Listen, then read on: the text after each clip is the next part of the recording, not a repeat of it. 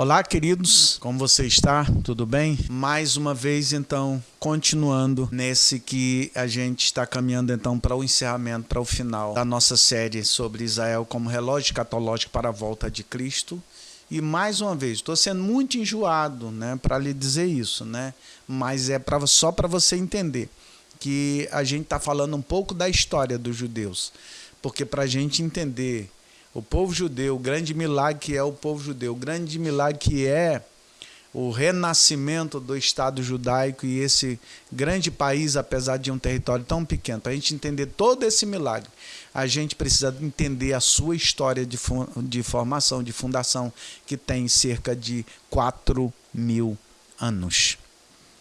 Pai amado, eu te rogo, continue conosco nesse vídeo, nessa palestra, Senhor, para a glória do Teu nome. Continue nos abençoando e nos ajudando a transmitir uma boa aula, uma aula clara e objetiva para os Teus filhos. Amém. Bem, nesse vídeo eu vou voltar, no vídeo passado eu falei muito só de história, né? Mas nesse vídeo aqui eu quero ler o texto, que é o texto-chave, que nós lemos desde o início, e vamos continuar então nesse texto e vamos não meditar nele, mas entender esse texto de uma maneira geral. Eu gosto muito da maneira como Lucas viu esse momento, ou não viu, mas soube, eles informaram, e da maneira como Lucas colocou esse momento. Lembrando, Lucas não estava com Jesus, não andou com Jesus, né? Mas eu gosto muito dessa versão, vamos dizer assim, de Lucas. Capítulo 21 de Lucas, 21, versículo 29 até o 33. Vamos lá, 29 ao 33. Depois de Jesus falar de todos os eventos que aconteceriam, que se antecipariam ao seu retorno, o chamado princípio de dores, né? Momento também de grande tribulação e tal, essa coisa toda, tá? Então ele diz: em seguida, Jesus lhes propôs essa parábola: observai a figueira, bem como todas as demais árvores. Assim que começam a brotar, percebendo-o, reconheceis por vós mesmos que o verão está chegando. Da mesma forma, quando notardes que esses eventos começaram a ocorrer, sabei que está próximo o reino de Deus. Com toda a certeza vos asseguro que de modo algum passará, preste bastante atenção nesse versículo, que de modo algum passará esta geração sem que todos esses fatos aconteçam. Porquanto o céu e a terra passarão, mas as minhas palavras não passarão. Lá no início, no primeiro vídeo, nós falamos que esse texto, essa parábola, ela certamente, possivelmente, ela se refira a Israel. Porque Israel é considerado, na Bíblia Sagrada também é chamado de a figueira, né? A figueira. Tá? Só que nesse texto de Lucas fala de Israel e das demais árvores que começam a brotar. Lógico, Jesus está pegando um fato aqui de uma estação, da mudança de uma estação para outra. Quando uma estação então de frio, né, de seca, ela começa então a mudar para outra estação, que aí começa a brotar os ramos das árvores da figueira, né, aqui no caso, né, representando Israel dentro do nosso entendimento, e das demais árvores. Aí as demais árvores que a gente entende são os outros países ali em volta de Israel, que quando começaram a progredir, se tornaram, porque até o século XIX, início do século XX, não somente Israel, mas aqueles países ali em volta, né, Síria, a Jordânia, o Líbano, todos aqueles países eram colônias, assim como Israel era colônia, tá bom? Aqueles países ali em volta também eram colônias. Então a gente entende que a figueira, Israel e as demais árvores brotar, nós entendemos que na realidade, esse brotar como país, né? Eles começaram a se tornar países, né? Independentes, com o seu próprio governo, começaram a se tornar países prósperos, né? A Jordânia, por exemplo, na Jordânia é um país muito próximo, olha ali, o Líbano, apesar de todas as guerras e de muita destruição destruição no Líbano. Hoje é um país pequeno, mas também um país próspero. A Síria que tem muito problema, porque a Síria está sempre envolvida em guerra, principalmente agora, depois então da Primavera Árabe, né? Até hoje a Síria está muito destruída, né? Mas essa coisa toda. Então a gente entende que essa passagem aqui, ela fala então para Israel e aqueles países ali em volta. Então, quando você vê, então, se dentro da nossa interpretação, a figueira florescer, como diz Mateus, e aqui também os demais árvores, ou seja, os outros países também brotarem, se tornarem então ter os seus ramos, ou seja, se tornarem prósperos. Então, a partir daí, você deve saber que está próximo então uma nova estação. Então, está próximo o verão, como diz lá em Mateus, e em outras traduções. Eu estou aqui com a tradução, a minha Bíblia, eu estou com a King James aqui. Então, a King James, ela tem digamos assim, algumas palavras, né, diferentes, mas o sentido é o mesmo. Então, a gente entende então que fala daquela região, figueira e demais árvores. Então eles começaram, aquelas nações, aqueles povos começaram a brotar ali, começaram a brotar exatamente no final do século XIX para o início do século XX, começaram a se tornar então independentes, receberam independência, e para isso então houve todo esse movimento na Primeira Guerra Mundial, como já falamos no vídeo passado, na Primeira Guerra Mundial, para o domínio vir cair na mão dos ingleses. Os ingleses então começaram a dar mais autonomia aqueles países ali, inclusive por causa dos problemas dos árabes com os judeus ali, os ingleses então resolveram entregar aquela região ali da Palestina à ONU, né? E isso foi marcado para ser entregue no dia 15 de maio de 1948, era a data limite que os ingleses iam entregar aquela região então à ONU, ao domínio então da ONU. E aí a gente entende aqui, depois a gente vai voltar a esse texto aqui, mas vamos continuar aqui. Então vamos olhar como é que surgiu. Olha só, como eu falei no vídeo passado, a Segunda Guerra Mundial, apesar de todo o sofrimento que causou ao judeu, não somente ao judeu, em todo o mundo, a Segunda Guerra Mundial foi algo... Aliás, guerra é uma coisa estúpida do ser humano, né? É um troço estúpido, né? E na segunda, então, matou cerca de 70 milhões de pessoas, segundo dados de alguns, outros dizem um pouco mais, outros menos, mas na média 70 milhões de pessoas no mundo morreram, né, por causa da Segunda Guerra Mundial. E desses 70 milhões, 6 milhões pelo menos eram judeus, um povo pequeno. Hitler queria mesmo dizimar os judeus, acabar com os judeus, entendeu? Ele queria acabar com os judeus. Não foi só judeu, ele queria acabar com a raça negra, ele, entendeu? Ele matou também muitos homossexuais, que na época não eram tão, digamos, declarados, mas na Europa principalmente já era normal, não tão normal como é hoje, mas já era normal, e ele matou muitos homossexuais também, e negros e tal, aquela coisa toda, mas o judeu foi o principal povo do qual ele perseguiu, porque ele se achava, então, digamos, pertencente a uma raça superior, a raça ariana, né? Que seria, então, a raça superior, e só essa raça deveria permanecer. Todas as outras raças, na realidade, não existe raça, existe a humanidade. A raça é uma só, é humana. A raça é humana, mas tudo bem, vamos lá, tá? Então, com o fim da Segunda Guerra Mundial, a Liga das Nações, que tinha sido criada a partir da Primeira Guerra Mundial, para ajudar digamos assim, na mediação dos conflitos, então a Liga das Nações se transformou em ONU, Organização das Nações Unidas. E a ONU, né, entendeu que o povo judeu precisava de ter, então, uma terra para eles viverem, ser a sua própria terra, o seu país, ou seja, delineado de maneira geográfica. E ali habitavam os palestinos e os judeus. Os palestinos e os judeus. Aí o que aconteceu?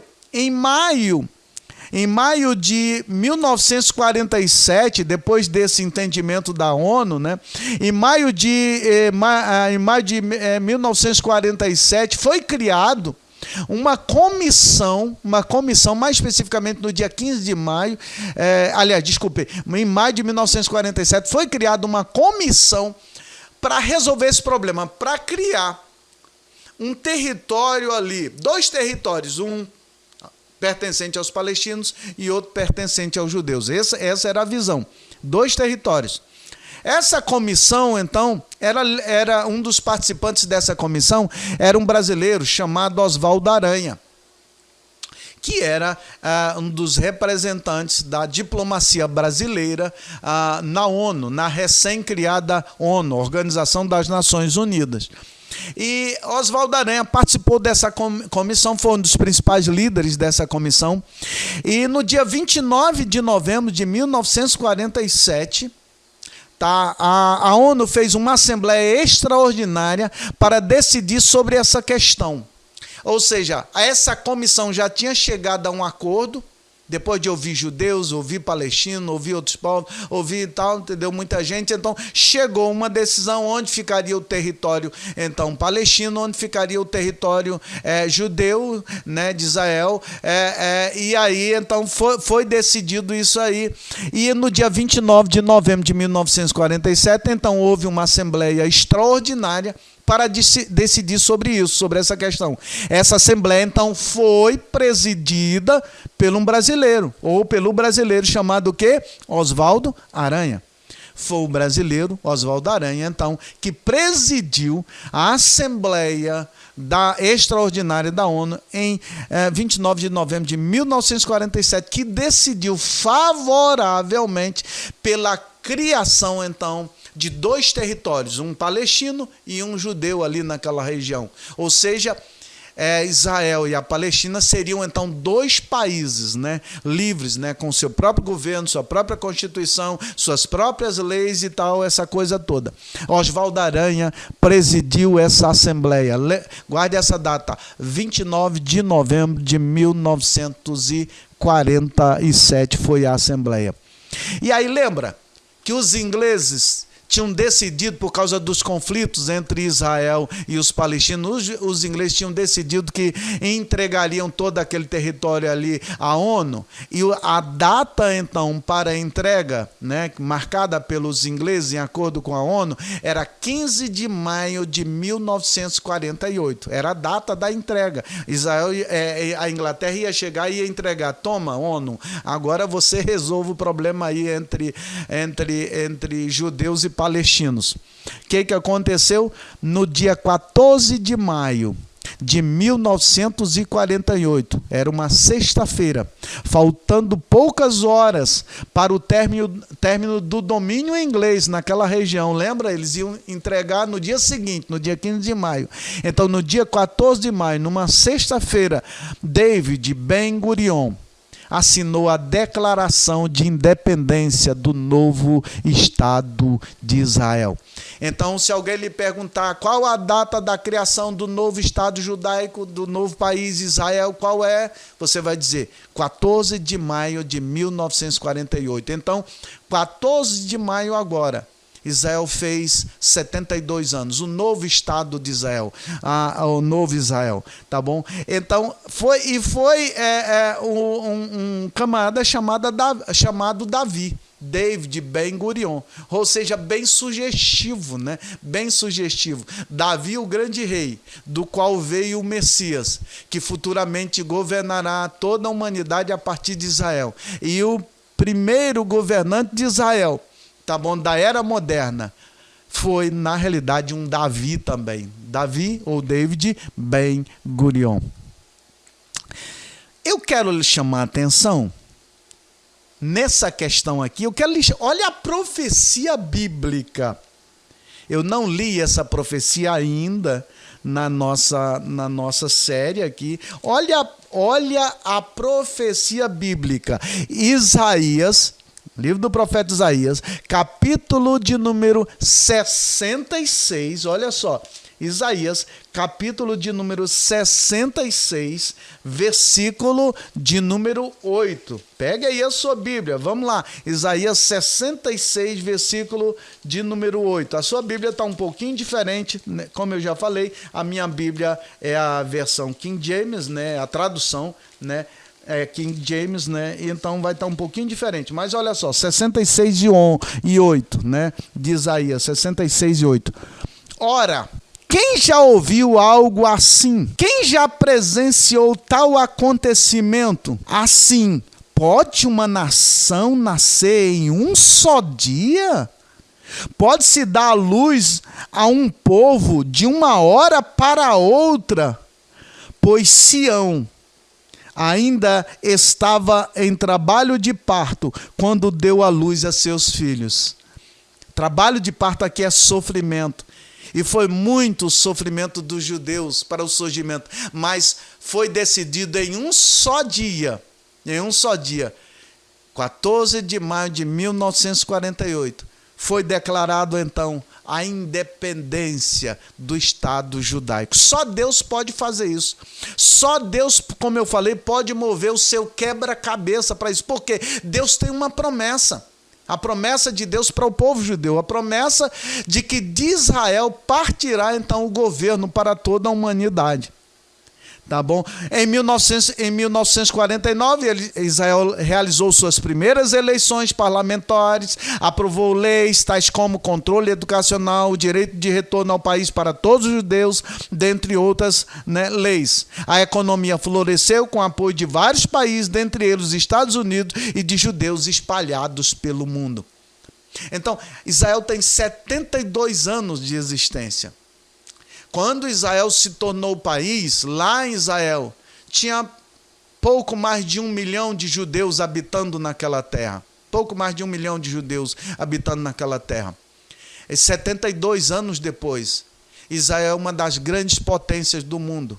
Apesar de um território tão pequeno, mas é um país rico, é um país próspero na ciência.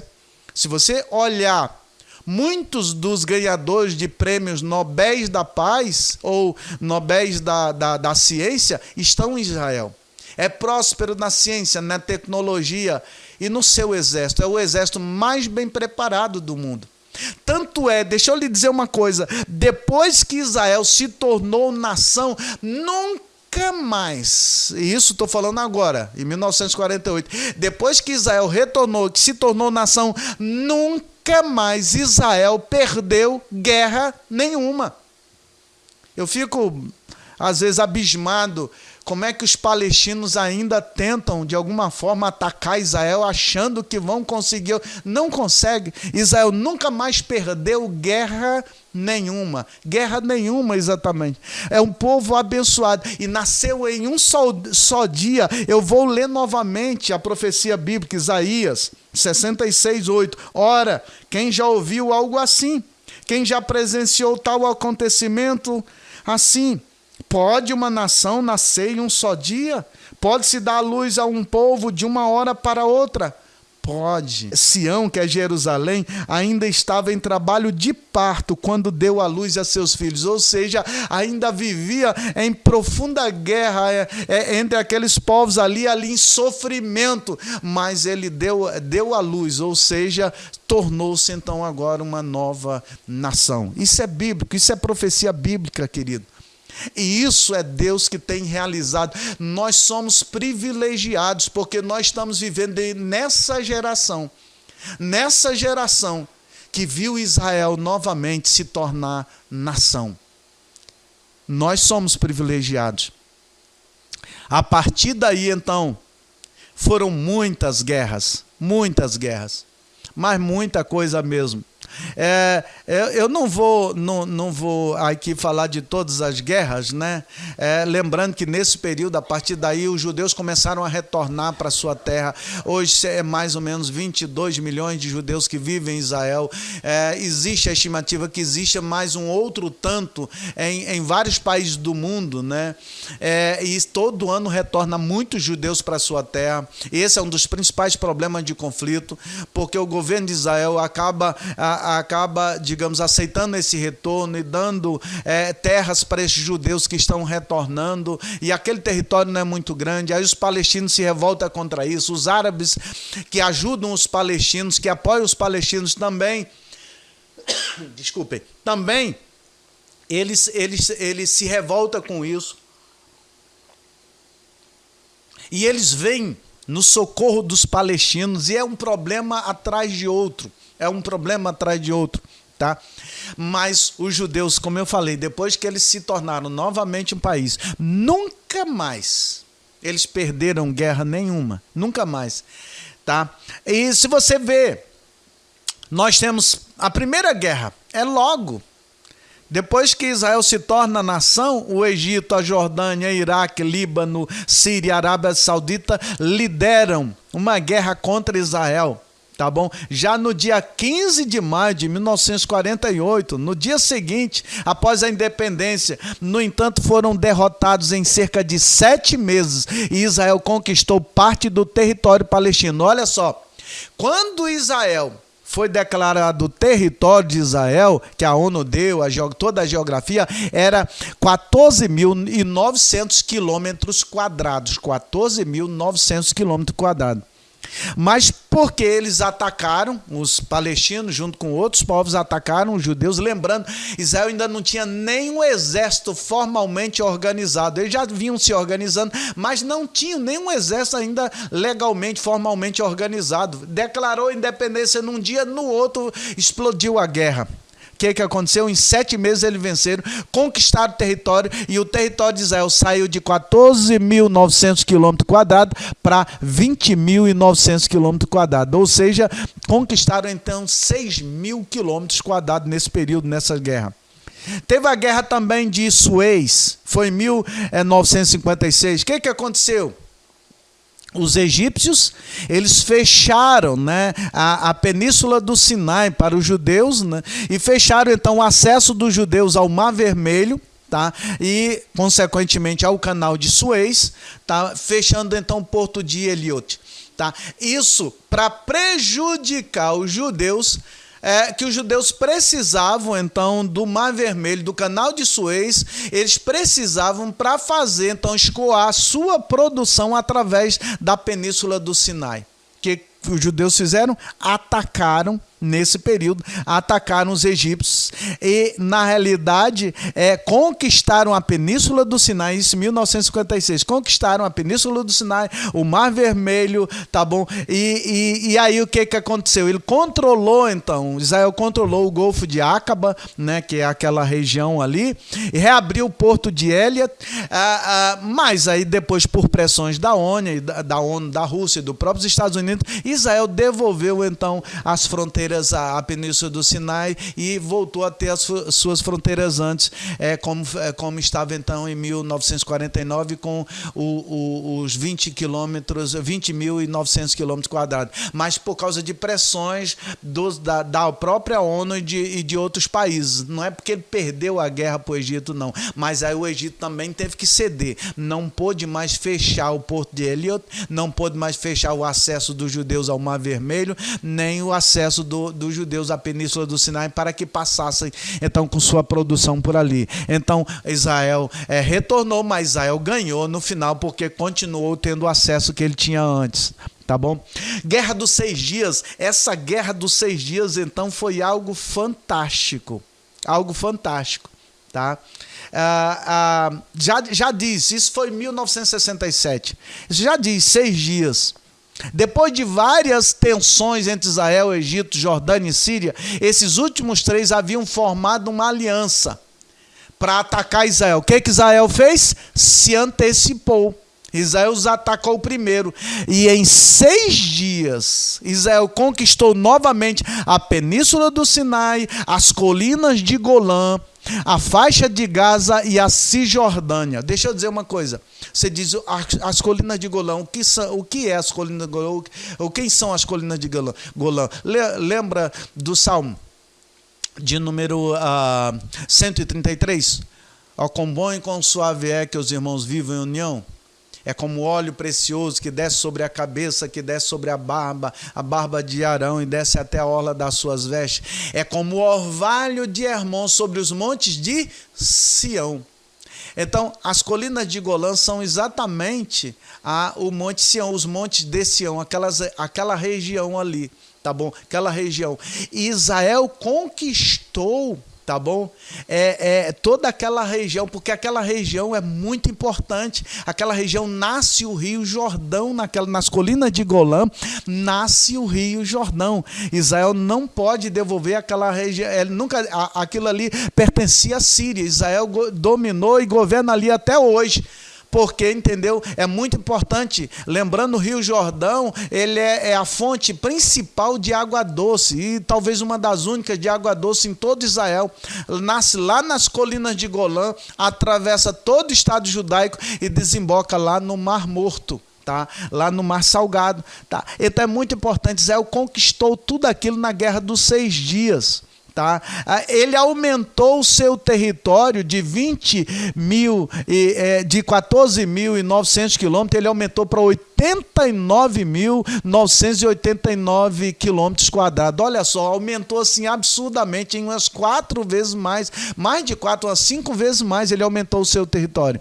Aí quando foi em 1970 e poucos, ele fez um acordo com o Egito. Em 1982, por causa desse acordo, ele devolveu então a Península do Sinai ao Egito, né?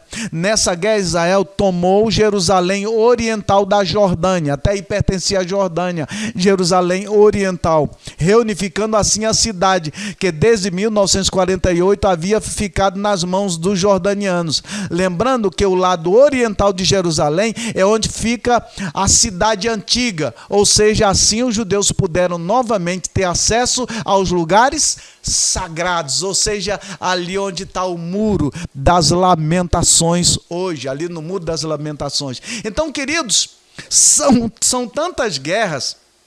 Não dá para a gente falar de todas elas, tá bom? Mas eu só estou mostrando para você todas essas guerras, como é que Deus tem sustentado o seu povo, como é que Deus não tem mais permitido que o seu povo seja mais expulso dali daquela região. O povo de Israel chegou para ficar, Israel nunca mais sairá dali. Sabe por quê? Porque estamos vivendo os últimos tempos, nós estamos vivendo os últimos tempos, estamos vivendo o final então da presente dispensação para o surgimento de uma nova dispensação, e essa nova dispensação ela vai ter na realidade um governante divino. Esse governante divino quem é? É Jesus Cristo. É o nosso Messias prometido, é Jesus Cristo. E ele governará a partir de Jerusalém. Então, o fato de Israel hoje ser uma nação forte, poderosa, tá bom? Estabelecida, com seu próprio sistema de governo hoje. Hoje é uma república parlamentarista, mas a gente entende que quando Jesus chegar, então voltará a ser então uma monarquia como era então na antiguidade. Israel era uma monarquia. Então, queridos, vamos encerrar esse vídeo por aqui. E daqui a pouco, então, a gente vai ter que gravar, na realidade, um terceiro vídeo. Eu imaginava que esses 2 vídeos, hoje iríamos encerrar esse assunto. Mas tem um assunto que eu quero aqui tratar com você, que é muito importante, que é exatamente naquele texto que nós lemos, tá? Então, quero tratar esse assunto com você, quero analisar junto com você, que é esse assunto não passará essa geração sem que todas essas coisas aconteçam. Então, eu quero analisar esse texto com você e ainda alguma coisa aqui nessa passagem então que nós estamos então analisando, mais alguma coisa, mas eu quero analisar principalmente então essa passagem aqui, eu quero analisar junto com você. Aí sim, aí nós vamos fazer o vídeo final então sobre esse assunto, que é Israel como relógio escatológico para a volta de Cristo. Jesus está chegando. Jesus está voltando, tá bom? Creia nisso, meu irmão, creia isso, minha irmã. Israel é um dos grandes e um dos maiores sinais, então, para a volta de Cristo. Pai amado, eu te peço, eu te louvo, eu te agradeço também, Pai, por mais esse vídeo, essa aula. E eu rogo a Ti, Senhor, que a Tua bênção continue com os Teus filhos, que os Teus filhos continuem entendendo a Tua palavra, entendendo, Senhor, que Tu, Senhor, está governando tudo. Tu governa tudo, Pai. Assim eu te peço e já te agradeço, no nome de Jesus. Deus abençoe você, curta, tá bom? Compartilhe, tá? E se inscreva no nosso canal.